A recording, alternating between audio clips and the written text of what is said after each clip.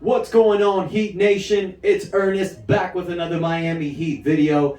Guys, before we get this video started, I need some help from you guys. I am almost at 500 subscribers, sitting at 484 right now. Yes, I know there should be way more than that, but still, it is what it is. Love you guys for your support, but I need you to take a moment, stop, hit the like button, comment, let me know your thoughts, but most importantly, you guys, hit that subscribe button so we can set this algorithm on fire, like my boy King Me Sports always said. Had to do that, my man.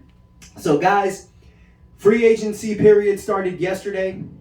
It's been one hell of an exciting roller coaster so far. There's been so many trades, there's been so many deals, but you know this video is focused around Miami Heat basketball. So that's what we're going to talk about today. Now, a few things happened with the Miami Heat yesterday that I want to talk about, and I feel it's going to lead to a future decision. Not long in the future, something pretty soon. But let's talk about some things that have happened. Now, first and foremost, we got the news. Eso come mierda.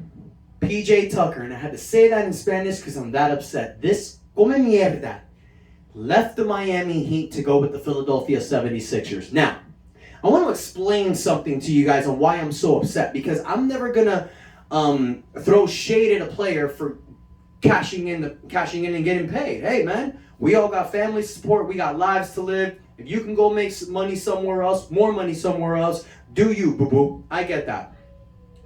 But I want to explain something about these numbers, you guys. Now, for those of you who do not know, one of the benefits in playing in the state of Florida, state of Texas, some other states out there, is that we do not have something that's called state income tax. So these guys that make millions of dollars do not get that extra taxing on their numbers. PJ Tucker signed with the Philadelphia 76ers. It was a 3-year, $33 million deal, okay? I hope you guys are following me so far. Miami Heat offered PJ Tucker a contract centered around a 3-year deal, anywhere between $25 to $28 million. I believe it was more 28. Now, it was offsetted because PJ could re-sign at the hard cap at $8.4 million. We could use the bird rights to go over, but the max that we can give him was $8.4 million, if you're following me so far. So here's what happened. Pat Riley, Andy Ellisberg met with PJ Tucker, and they offered him this, and they also explained, just like Andy Ellisberg had to explain to LeBron, Bosh, and Wade when they took less money coming to Miami. It doesn't matter. Because of the state income tax, you will be making the same money. Because if you get paid more in another state, they're going to tax you higher. Duh! So Andy Ellisberg and Pat Riley were explaining this to PJ Tucker. The contract that we can give you will actually end up being larger in the back end.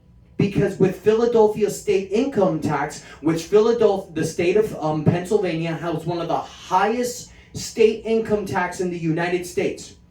By the time that is deducted from his salary, he would have made less money than what he could have made in Miami. But this come mierda wants to go to Philadelphia because he wants to be known as a $10 million player. Well, if that's the case, you can kiss the fattest part of my ass. Don't let the door hit you on the ass on the way out. Get out, bro. Because if you're that stupid, well, then I don't want you on our team. Thank you for all that you've done, PJ. You were an incredible service. The thing that you did against Atlanta to Trae Young, just beat him down, and James Harden in Philly, I will always remember that. But the fact that you're being a complete come mierda, you can leave this team, bro. Go get that money, and then you'll see how stupid you are later on, because we fully guarantee that 3-year contract, and you're just being a complete asshole. So that's completely up to you, bro. Deuces, all right? We'll bring in Jay Crowder. He's much younger than you, and he'll hold it down way better than you, all right? So that's my rant. Let's move on from PJ Tucker, because he's no longer a Miami Heat thought. Let's just erase him. That's a fact. Moving on. We re-signed Victor Oladipo. Now, I know I mentioned that shortly yesterday, but I got to give Victor his props. Victor Oladipo got paid. 1 year, $11 million contract. Now, he signed that offer, you guys, because he was trying to get deals from other teams. I believe Sacramento was involved. Utah was involved. There was a few teams, no real contenders, but these were the teams that were offering him the money that he was trying to find. The market was expected for Victor to be anywhere from like $8 to $12 million. He wasn't really getting that. So what Victor decided to do, which I think is brilliant, is he took the most money he can get from any team, which ended up being Miami. We're able to go over the salary cap with his bird rights to bring him back. Both decision was smart. We signed him to a 1-year deal. This is a prove-it deal. Victor Oladipo this will be his 3rd season with us, so we'll still own his bird rights. By bringing him back for 1 season, he's going to be in a full training camp. He's going to play a full season, so this is the year where Victor's going to show what he can really do. He's going to be 2 years removed from the injury.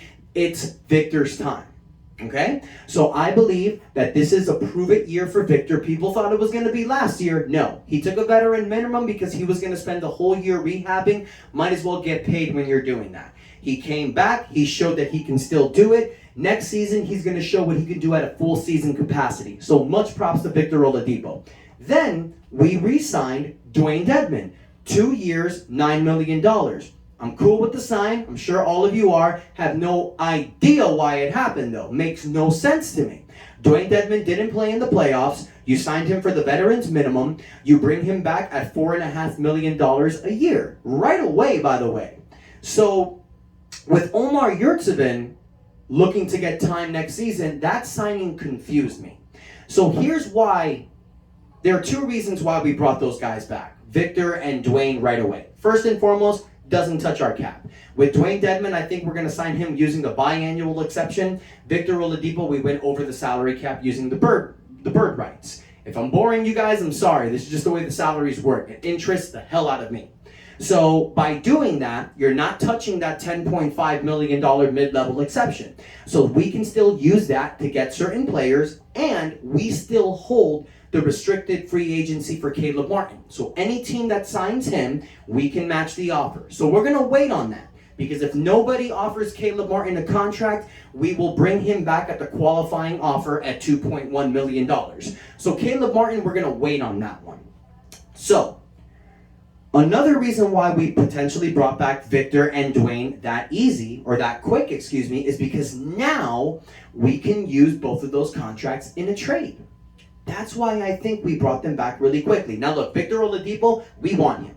Because whether or not, if we trade Tyler Hero next year or if we don't, Victor Oladipo is going to be a plug-in guy. If Hero stays and starts at the 2, you got Victor Oladipo as our new 6th man. Or vice versa. Victor starts, Tyler comes off the bench. If you trade Tyler, you plug Victor in Tyler's spot. I think signing Victor Oladipo was one of the smartest things that we've done all season. Nobody wants to give credit about that. Nobody wants to talk about that. Of course, ESPN will not talk about it. But it was the smart decision that we made. Okay? Now, why am I talking about trades? Because yesterday, Kevin Durant requested a trade to either Phoenix or Miami. Let's be honest. Half of the NBA has already contacted Brooklyn.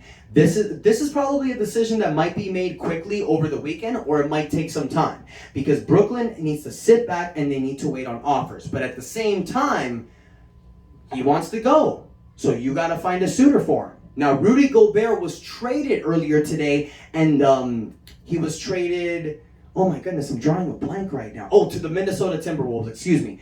What Utah got was 4 future first-round draft picks along with young players.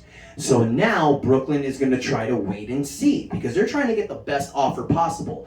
They're going to do the same thing that Utah's doing, the same thing that Oklahoma City did a few years ago. If you have a star-studded all-star cast with 2 to 3 players and things aren't going well, you're going to break it up, trade it, and get as much first-round draft picks as you possibly can get. Look what OKC did. Look what Utah did today, and also check out. Oh my goodness, I forgot the other team. I'm so sorry, guys. I believe it was the Knicks, but some other team is making all those moves too. So if you're not going to be a contender, it's best to make the trade for your all-stars to get as much first-round picks as possible.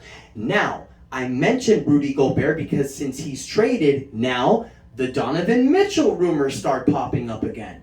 Donovan Mitchell potentially can be traded to the Miami Heat. We've talked about this already. There's a video that I posted saying Donovan Mitchell rumors to the Miami Heat. I've already talked about all this, you guys. You guys know how I feel about it. Right now, what Miami is going to center a trade around, from what I've heard, it's Tyler Hero, Duncan Robinson, with Kyle Lowry to make the numbers work, to bring in a Kevin Durant or potentially a Donovan Mitchell. Now, Kevin Durant, there was a rumor recently out there saying that he's going to go to Miami. He wants to be in a team with Miami with Jimmy Butler, Bam Adebayo, and Kyle Lowry.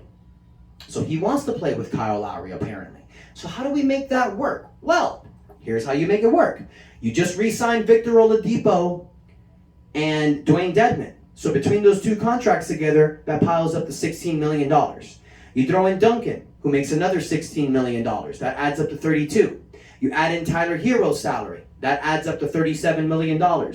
You maybe take Omar Yurtseven or Max Strus or Gabe Vincent. I know you guys don't want to lose one of those three players, but it's Kevin Durant. You got to do what you got to do. So you bring all those numbers together, that's about $38 to $39 million, maybe even 40 with bonuses hit. Kevin Durant's making $44 million. The numbers work. If anybody in the NBA can figure it out, it is Andy Ellisberg. For those people that are going to say, it's not going to work, you don't know what you're talking about, Andy Ellisberg will make it work. So, this is where the negotiation comes into play. The Heat can offer all those picks, but the problem that we have that Phoenix does not is that we do not own every draft pick. The 2023 is a protected pick. I believe we got it back with the OKC trade, but we also don't have our 2025 pick fully guaranteed. So that means we can offer this draft pick that we took, Jovic. We can offer a 2023, 2024, 2026. Phoenix can offer every year. So it really ties up on what can be offered between both guys. So these next few days are going to be really, really fun to watch, you guys. So I want to hear from you guys. Who would you rather go after? Kevin Durant or Donovan Mitchell? Or do you just say, leave the team that you have now, pick up a Jay Crowder, try to get some extra picks, and let's run this back for next year? I don't agree. You need to make a trade, in my opinion, because there's teams that are getting better. Boston just got Malcolm Brogdon, and Boston went to the NBA Finals. Boston got better. They didn't unload role players to get them. They just threw in a draft pick, Daniel Theis, and some guy I don't even know.